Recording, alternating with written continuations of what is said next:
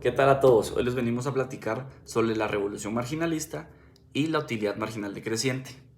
Como primer punto, creo que es muy importante entender la palabra revolución. Pero, ¿qué significa la palabra revolución? Según la Real Academia Española, es un cambio profundo, generalmente violento, en las estructuras políticas, socioeconómicas de una comunidad nacional. Aunque en este caso no hubo la violencia. Bueno, ahora que entendemos qué es la revolución, vamos a pasar a entender qué fue la revolución marginalista y por dónde empezó.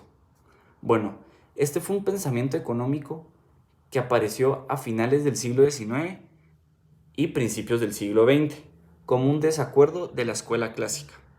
Sus principales exponentes fueron el economista Karl Menger, con las cuales sus aportaciones fueron la utilidad marginal, el valor subjetivo, la teoría del dinero y el individualismo metodológico. Como segundo fue Jevons, el cual también introdujo la utilidad marginal y la teoría política. Por tercero, pero no menos importante, está Walras, el cual dio la ley de Walras y introdujo los conceptos de utilidad, la función de oferta y la función de demanda. Bueno, antes de hablar de la utilidad marginal decreciente, creo que también es muy importante hablar de la utilidad marginal. En la escuela marginalista proponían que la formación de precios no provenía de los costes de producción, sino provenían de las preferencias de los consumidores. ¿Pero a qué me refiero con eso? Básicamente, la utilidad marginal habla sobre el nivel de satisfacción de cada persona al consumir una unidad extra de cada bien. Término creado por Friedrich von Wieser, nos da la idea de que por cada unidad adicional de un bien, la siguiente unidad tenderá a valer cada vez menos, llegando hasta tal grado de que las personas podrían pagarnos para que nos deshagamos de una unidad extra de este bien.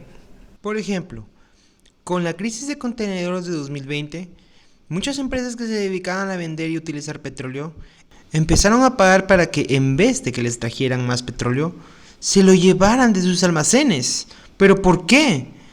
Esto se explica gracias a la ley de utilidad marginal decreciente. Debido a que en ese momento era la pandemia del COVID-19, mucho del consumo de muchos productos basados en petróleos disminuyó, como lo era el combustible, haciendo que las empresas empezaran a acumular muchos barriles de su producción, llegando hasta tal grado que las empresas empezaron a pagar para que se llevaran el petróleo o lo tuvieran almacenado en buques petroleros, ya que era mucho más barato tenerlo en un buque en el mar que tenerlo almacenado en la tierra, por lo menos hasta que los precios se estabilizaran. ¿Cómo podría explicarse entonces? La idea de un valor subjetivo era una verdadera revolución para los economistas, ya que les permitía analizar de forma diferente los diferentes fenómenos económicos que se les planteaba. Pero esto no me parece que fuera suficiente. Tenían que saber cómo esto se aplicaba a la vida real. ¿Cómo era que en esos tiempos, si me regalaba un caballo, y luego otro, por qué por cada unidad de caballo que me regalaban o caballería, valía menos para mí? ¿Por qué era que por cada caballo que me daban, que sentía que me daba un poco menos de satisfacción? Y el valor que yo le atribuía al siguiente caballo disminuía. Déjenme decirles un secreto. Esa misma situación pasó en el 2020 con la crisis de contenedores de petróleo. No es que el mercado no le viera utilidad a los barriles de petróleo, ni tampoco a sus productores, ni que no consumieran constantemente el petróleo que se producía. El verdadero problema radicaba en que no se estaban utilizando los productos al mismo ritmo con el que solían utilizarse. Y claro, para los productores de petróleo hubiera sido muy simple simplemente agarrar los barriles de petróleo que simplemente no se estaban utilizando y guardarlo en sus almacenes hasta que el precio se regulara, como siempre había pasado. Pero esta no era una situación como siempre, o en otras palabras, no era una situación para nada habitual. Los barriles de petróleo se seguían acumulando, la gente no consumía el mismo volumen, y seguían llegando más y más barriles, y el consumo no parecía aumentar. Por lo que en estos momentos los productores de petróleo no es que no le estuvieran dando valor a sus barriles, es que simplemente no les estaba generando ganancia. Tener guardado un barril de petróleo en un almacén lejos de la ciudad tiene un costo fijo. Y claro, puede ser retribuido fácilmente cuando se vende este producto y se le saca una ganancia.